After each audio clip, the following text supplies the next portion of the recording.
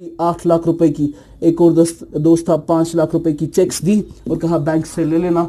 जब हम बैंक के पास चारों दोस्त मिलकर गए, उसने बोला इनसे 50 अकाउंट में, ठीक, यानी चेक्स तो बहुत ज्यादा है, उसके पीछे बैंक में कोई पैसा, डॉलर बहुत ज्यादा है, उसके पीछे गोल्ड उतना। ये किसने कहा? रॉबर्ट ट्रिफन। इसको हम कहते हैं डॉलर का ओवरहैंग हो गया है, डॉलर ओवरहैंग, डॉलर ओवरहैंग, और it is also called the Triffin's dilemma, the Triffin's dilemma.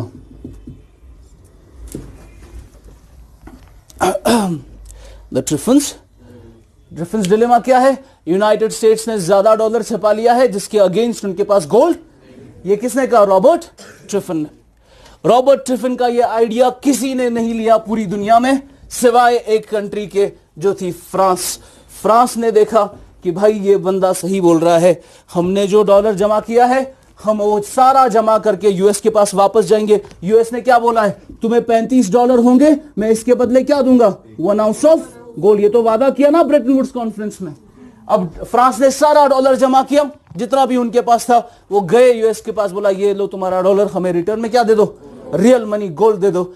1971 में प्रेसिडेंट रिचर्ड निक्सन पूरी दुनिया को ऐलान करके बताते हैं कि हमारे पास गोल्ड नहीं है, हमारे पास gold, we are suspending the dollar gold convertibility, हमारे पास है ही नहीं, हमने बहुत छपा लिया है। And this is considered the biggest bluff of the century. इन्होंने हमें बोला कि वो डॉलर रखे, आप रखो डॉलर, आप कमाओ डॉलर, अपने पास रखो, मैं इसके बदले गोल्ड दूंगा। इससे अच्छा होता ना कि हम डायरेक्टली गोल्ड ले लेते, ठीक है ना, नो डाउट दिक्कत आती, लेकिन गोल्ड तो होता सच में। अब आपके पास डॉलर है जिसके पीछे अब गोल्ड नहीं है। उसने आपको बोला we are hereby suspending the dollar gold convertibility. अब डॉलर गोल्ड में कन्वर्ट नहीं होगा, आपके पास जो डॉलर है वो अपने पास रखो, हम उसको गोल्ड में कन्वर्ट नहीं करेंगे क्योंकि है ही नहीं, ठीक है ना।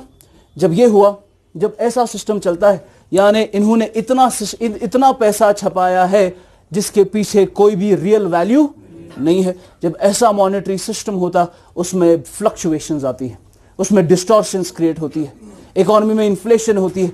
आपकी इकोनॉमी में अब डॉलर है, इस डॉलर के पीछे कोई भी रियल वैल्यू, आपकी इकोनॉमी में रुपीस है, कोई रियल वैल्यू, जिम्बाब्वियन डॉलर है, कोई रियल वैल्यू नहीं है, अर्जेंटीन करेंसी है, कोई रियल वैल्यू नहीं है, बोलिवियन करेंसी है, कोई रियल वैल्यू नहीं है, आपके फिलीपींस की करेंसी है, कोई रियल वैल्यू नहीं है। जब ऐसा होता है कि पीछे कोई रियल वैल्यू नहीं होता और आप छपाते हो पैसा जितना छपाना है, it leads to sometimes it leads to hyperinflation. ये पढ़ेंगे, इन्फ्लेशन का अलग टॉपिक है। हाइपर इन्फ्लेशन क्या है? जिम्बाब्वे में हमने देखा कि जब आपके पीछे कोई वैल्यू नहीं होता, कोई बैकिंग नहीं होती गोल्ड की, आप छपाते हो जितना छपाना है। इंडिया में सबसे हाईएस्ट डिनोमिनेशन नोट कितना है? 2000 रुपीस है ना। जिम्बाब्वे में प्रेसिडेंट मुगाबे था, प्रेसिडेंट मुगाबे ने इतनी करेंसी छपाई, उधर का जो हाईएस्ट डिनोमिनेशन नोट था that was 100 trillion Zimbabwean dollars. वहां पर लोग मुर्गी लाने जाते थे 3 करोड़ रुपए के साथ। This has happened there. Germany में भी सेम चीज हुई। जब हाइपर इन्फ्लेशन इतना हो गया, पैसे का कूड़ा हो गया, वहां पर लोग जो खाना पकाते थे, वर्ल्ड वॉर 2 की बात है, जो खाना पकाते थे, जो लड़कियां, वो जब स्टोव में लगाती थी फ्यूल, वो फ्यूल महंगा आता था और पैसा जलाना सस्ता पड़ता था। वो पैसे को जला के खाना पकाते थे। वो पेंटिंग जो करते हैं, जो वॉलपेपर अभी चल रहा है ना मामला, तो वॉलपेपर करते हैं ना घरों पे, वॉलपेपर खरीदना बहुत मुश्किल था और डॉलर को छपाना बहुत आसान था, वो सस्ता पड़ता था। ये होता है जब आपके पीछे करेंसी का कोई भी रिजर्व नहीं होता, आप छपाते हैं, अनकंट्रोलेबल सप्लाई है। तो कल बच्चा जो पूछ रहा था कि क्या लिमिटेशन होती है आरबीआई की प्रिंटिंग ऑफ करेंसी में, बिल्कुल होती है। आरबीआई खुद अपने आप पे लिमिटेशन लगाता है कि मैं ज्यादा प्रिंट नहीं करूंगा। We have stopped the printing of currency now.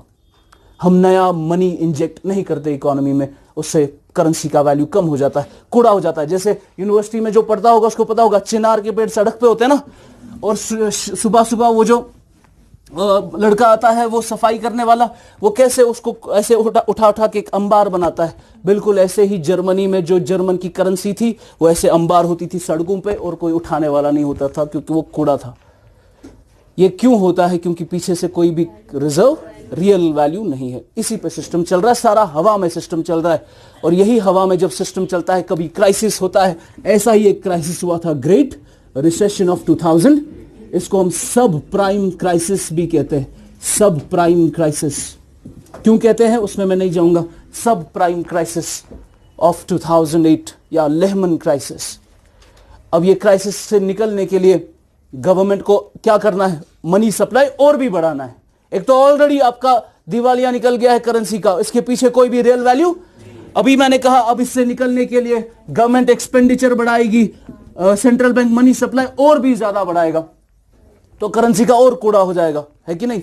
ऐसे सिस्टम में एक बंदा आया, उसने एक व्हाइट पेपर लिखा जिसमें उसने बताया कि ये सारे सेंट्रल बैंक, सारे कमर्शियल बैंक और सारी गवर्नमेंट्स दुनिया की सब के सब चोर है।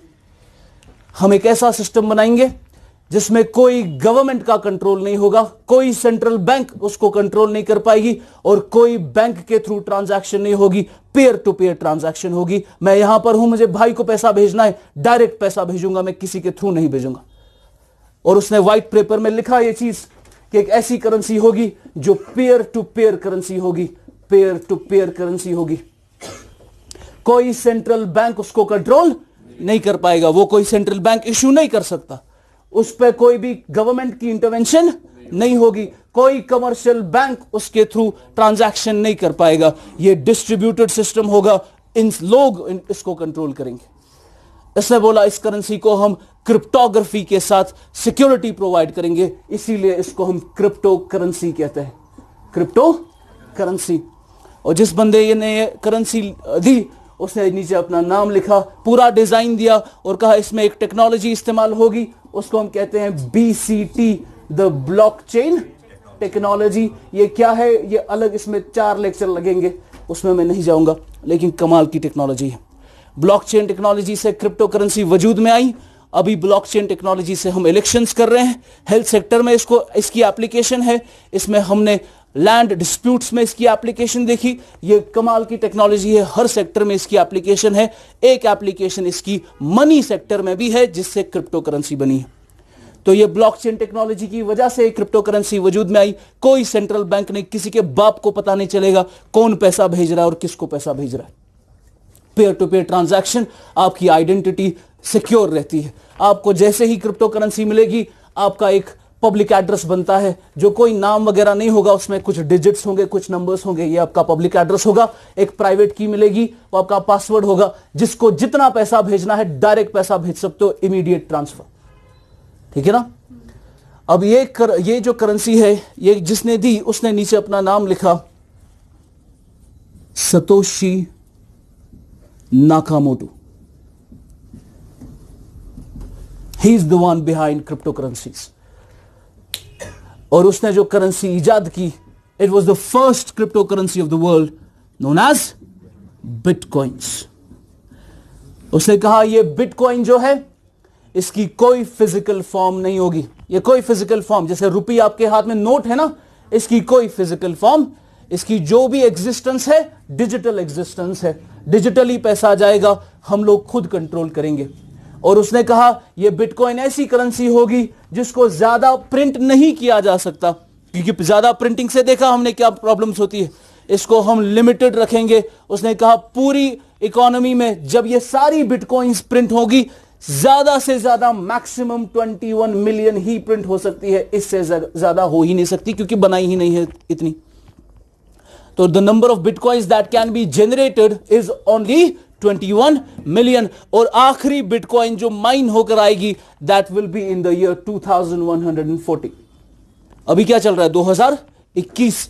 अभी भी बिटकॉइंस की माइनिंग चल रही है, लोग बिटकॉइंस जनरेट कर रहे हैं। जनरेशन का मतलब इसको हम डेटा माइनिंग कहते हैं, उसमें मैं नहीं जाऊंगा। आप समझो कि बिटकॉइंस प्रिंट हो रही है और बिटकॉइंस प्रिंटिंग होती रहेगी, होती रहेगी, होती रहेगी। और ये कब तक होती रहेगी? 2140वें साल तक, जब आखिरी बिटकॉइन प्रिंट होकर आएगी 21 मिलियन बिटकॉइन।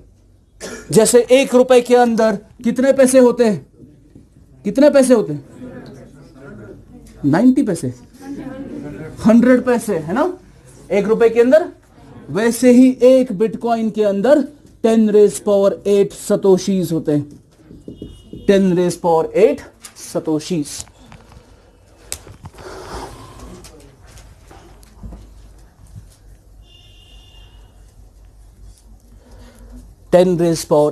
सतोशीज। अब देखिए, आपको समझ आ गया?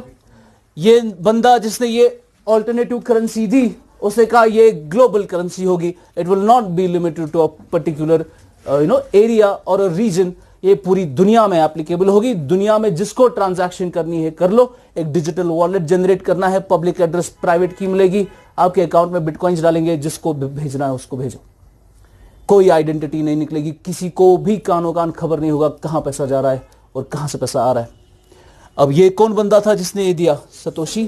क्या मैं कह सकता हूं जैसे ही ये करेंसी आई, ये ऐसी फुल प्रूफ टेक्नोलॉजी के साथ आई और इतनी लिमिटेड आई, सेंट्रल बैंक्स को पहले ही पता चल गया कि it is going to replace our traditional system of money.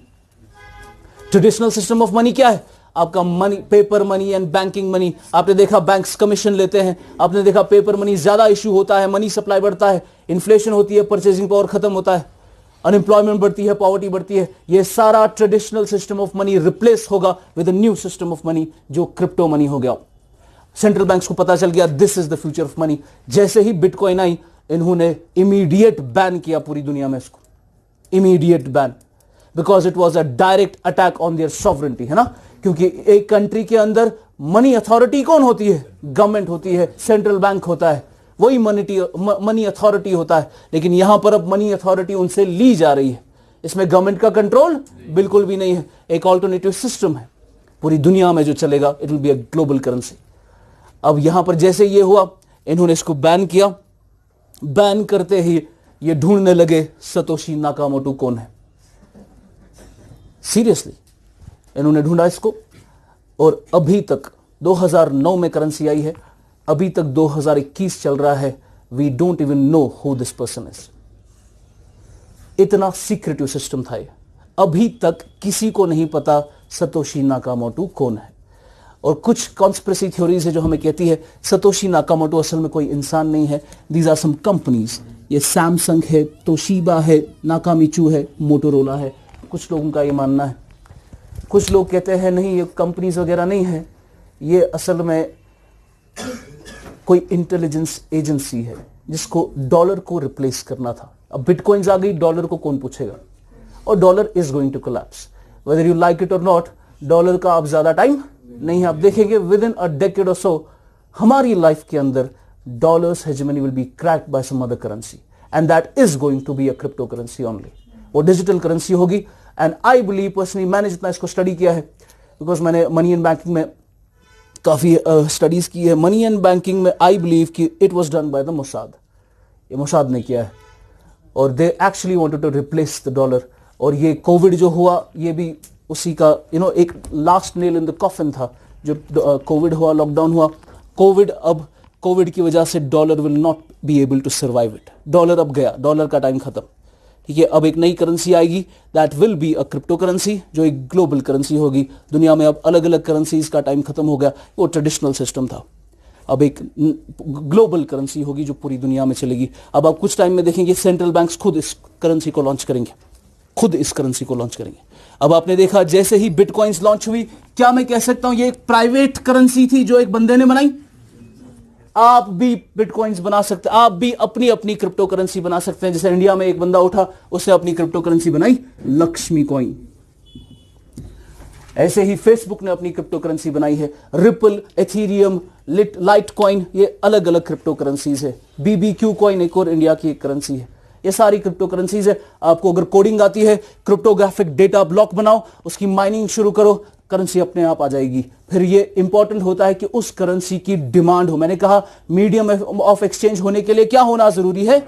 Demand होना। आप घर पे अपनी करेंसी बनाएंगे लेकिन मार्केट में उसकी डिमांड, तो वो कैसे करेंसी मीडियम ऑफ एक्सचेंज बन सकती है?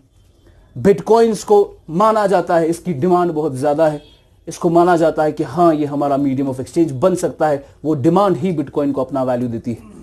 ठीक है, बिटकॉइन की कोई फिजिकल फॉर्म, इसके पीछे कोई भी बैकिंग, इसकी असल बैकिंग है बिटकॉइन की डिमांड। जो इसकी डिमांड है वही इसकी बैकिंग है, वही इसका रिजर्व है। समझ आ रहा है? अब आप देखेंगे धीरे धीरे जैसे ही इंडिया में, जैसे ही ये करेंसी लॉन्च हुई 2013 में, आरबीआई एक सर्कुलर लॉन्च करता है that we are hereby banning the trade in cryptocurrencies. 2013 का सर्कुलर, ये सर्कुलर चैलेंज होता है सुप्रीम कोर्ट के अंदर। सुप्रीम कोर्ट कहता है, 2020 में सुप्रीम कोर्ट की जजमेंट आई, उन्होंने कहा you can not ban it, people can use it for investment.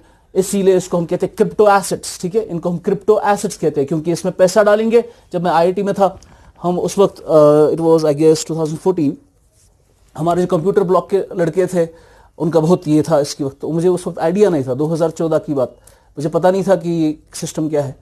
और जैसे ही हमें मालूम पड़ा कि इसका वैल्यू बहुत बढ़ रहा है, उन दिनों रिपल काफ़ी बढ़ रही थी, बिटकॉइन में काफ़ी वैल्यू बढ़ गया है, फिर धीरे में बीच बीच में डिप भी हुआ, लेकिन फिर आगे रिपल का बहुत वैल्यू बढ़ रहा था। जब मुझे पहली बार मालूम पड़ा इसके बारे में, उसका वैल्यू एक्सपोनेंशियल ग्रोथ हो रही थी। मेरे हॉस्टल मेट्स ने रिपल में इन्वेस्ट करके एक हफ्ते में 2.5 लाख रुपए कमाया। वो क्या करते थे, उसको इन्वेस्ट करते थे, फिर हाई प्राइस पे बेचते थे। ठीक है ना, ये कर सकते हैं आप। तो उन्होंने रिपल को लेस प्राइस पे खरीदा और हायर प्राइस पे बेचा। और हमें भी थोड़े बहुत पैसे थे, तो हमें भी, जो मेरा ये था रूममेट कश्मीरी, तो हमें भी एहसास हुआ कि नहीं करना चाहिए इसमें इन्वेस्ट। तो वी कॉल, यहाँ पर जो 3-4 आलमों का नंबर निकाला और कहा कि इस पे इन्वेस्ट करना चाहिए या नहीं। उन्होंने बोला ये है क्या, पहले ये बताओ। हमने समझाया कि ऐसे सिस्टम है उनको, लेकिन समझ नहीं आया। 2014 में फिर हमने हमारे वहाँ हॉस्टल में अफगानिस्तान के बहुत लोग होते हैं ना, आईआईटीज़ में अफगानिस्तान का पूरा ये होता है, उनको ना रिजर्वेशन होती है। तो अफगानिस्तान के लोग थे, उन्होंने अफगानिस्तान के आलिमों से पूछा कि ऐसा, अब अफगानिस्तान के आलिम तो पता ही आपको, और पाकिस्तान किसी को पता नहीं था। पाकिस्तान के एक आलिम है, आई डोंट नो उसका नाम, उनका नाम, बहुत बड़े आलिम है, उनके कोर्सेज पढ़ाए जाते हैं मदीना यूनिवर्सिटी में, है लेकिन पाकिस्तान के। तो वो कहते हैं कि वो पाकिस्तान में जो इस्लामिक बैंकिंग है, मॉनेटरी एस्पेक्ट्स है इस्लामिक के हिसाब से, वो उसके चीफ अथॉरिटी है। हाँ यस एग्जैक्टली। उनसे पूछा गया तो उन्होंने भी रिजर्व रखा अपना ओपिनियन, बिकॉज वो ऐसा फतवा नहीं देना चाहते थे कि जो बाद में गलत प्रूव हो। तो उन्होंने भी बहुत टाइम लिया। इतने में फिर अल अजहर यूनिवर्सिटी से, जो इजिप्ट में है, उन्होंने फतवा दिया कि we should refrain from this, क्योंकि ये असल में है क्या और निकला कहां से है अभी पता, क्योंकि सतोशी नाकामोटो क्या था, क्यों उसने ये शुरू किया, अभी पता नहीं है। तो उसने कहा I should refrain from it. And I believe कि अगर हमने इन्वेस्ट किया होता ओनली विद 50,000 रुपीज, हमने लगभग 10 लाख रुपए कमाए होते उसको एक महीने में। इतना उसमें एक्सपोनेंशियल प्राइस राइज हो रहा था। फिर हमने नहीं किया, तो फिर धीरे धीरे मालूम पड़ा कि नहीं, ये सिस्टम बहुत खतरनाक है and this is going to be the future of money. अब आप क्या देख रहे हैं यहाँ पे कि बिटकॉइंस का वैल्यू बहुत ज्यादा बढ़ गया। अब देखिए, हम इमेजिन करते हैं 2009 की बात है जब ये शुरू हुआ। कब? 2000 ग्रेट रिसेशन कब हुआ? 2008 में, है ना। अगले ही साल ये लॉन्च हुई। अगले ही साल जब ये लॉन्च हुई तो कोई बंदा है सतोशी नाकामोटो, ना कोई जान ना पहचान, उसने घर पे करेंसी बनाई, दुनिया को बोल रहा है ये फुल प्रूफ टेक्नोलॉजी है, इसका इस्तेमाल करो। क्यों लोग इस्तेमाल करेंगे इसको? इसकी डिमांड क्यों बढ़ी? तो ऐसा एक बंदा था जिसने सबसे पहले बहुत सारी बिटकॉइंस माइन करके अपने डिजिटल वॉलेट में डाली, और कहते हैं कि उसने 10,000 बिटकॉइंस माइन करी अपने डिजिटल वॉलेट में। And it's a true story, CNBC पे आया था। कितनी बिटकॉइंस माइन करी उसने? 2009-10 की बात है, जब शुरू ही हुआ सिस्टम, उसने माइनिंग की, उसने 10,000 बिटकॉइन जनरेट की, अब उसके अकाउंट में है। अब वो इसको मीडियम ऑफ एक्सचेंज की तरह इस्तेमाल करना चाहता है, लेकिन इसकी कोई डिमांड, लोग क्यों एक्सेप्ट करेंगे पेमेंट्स इन बिटकॉइंस? लोगों को डॉलर चाहिए, लोगों को रुपीस चाहिए, यही तो चाहिए, लेकिन बिटकॉइन किसको चाहिए? वहां अभी तो पता भी नहीं था कि ये बिटकॉइन है क्या।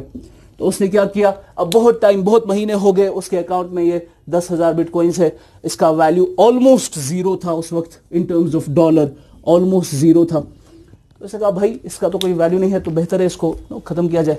उसने एक पिज्जा ऑर्डर किया।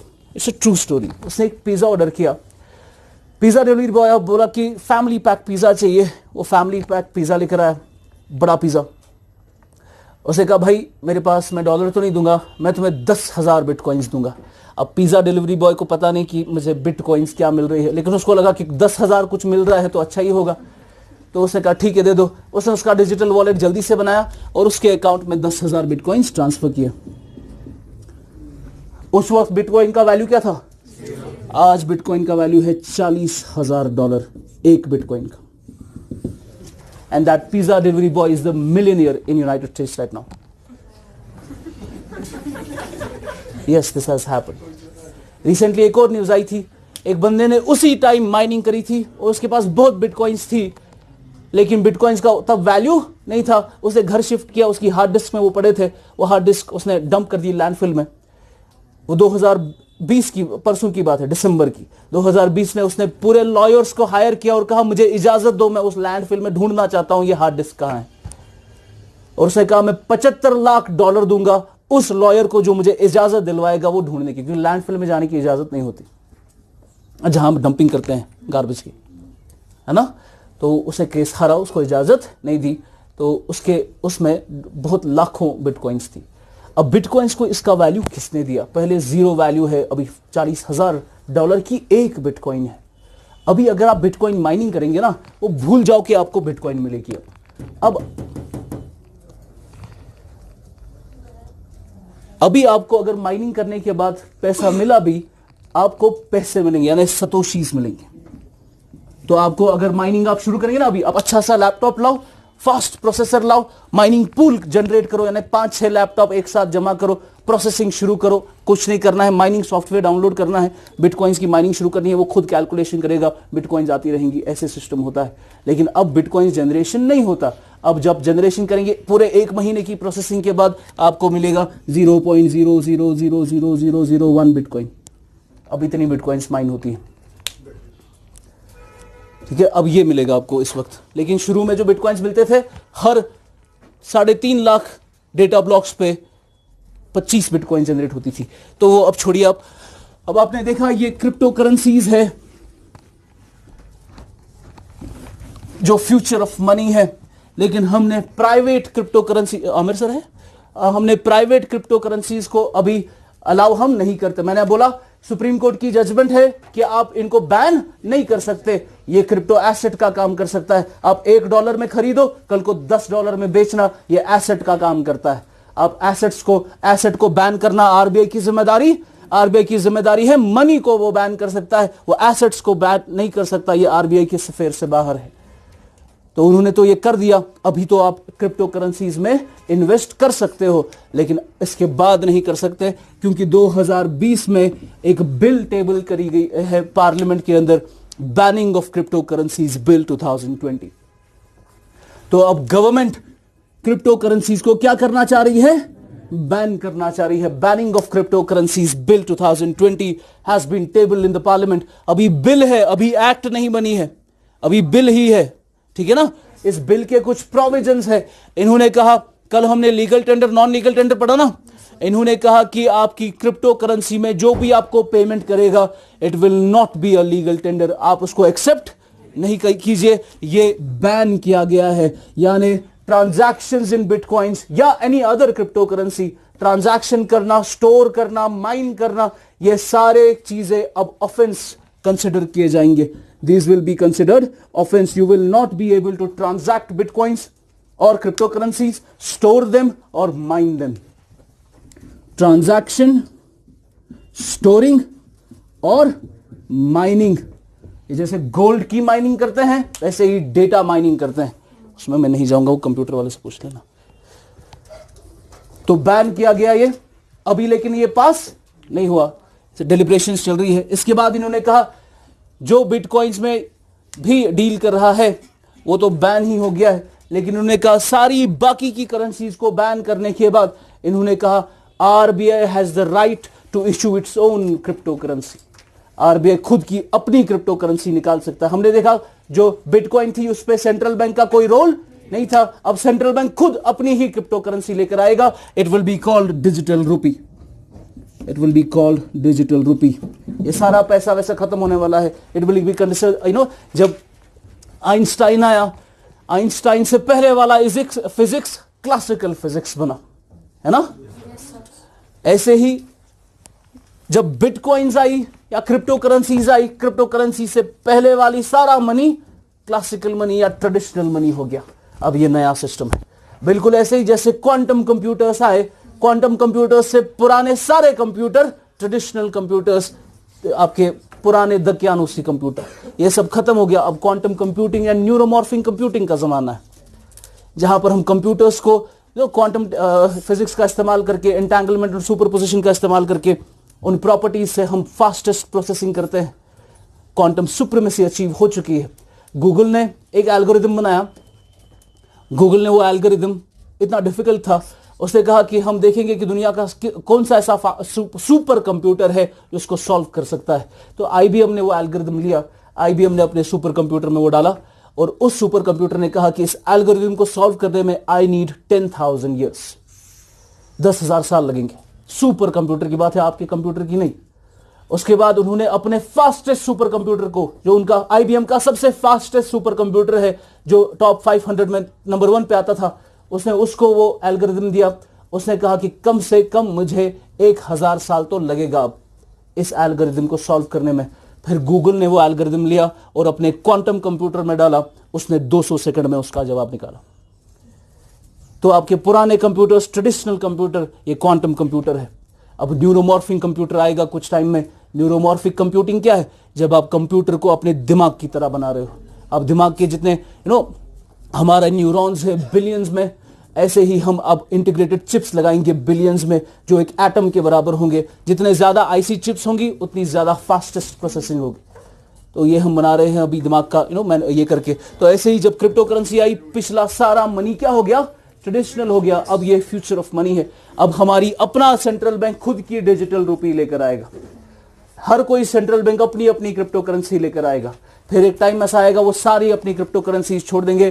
फिर एक ग्लोबल क्रिप्टो करेंसी आएगी जिसमें सब लोग क्या करेंगे? डील करेंगे। फिर international global economy, it will happen, it is going to happen. ऐसे ये जो अलग अलग कंट्रीज है ये भी धीरे धीरे खत्म होगा। We will all be a part of a global village, global economy, global society, one world, one government, one world order, ये सिस्टम आएगा।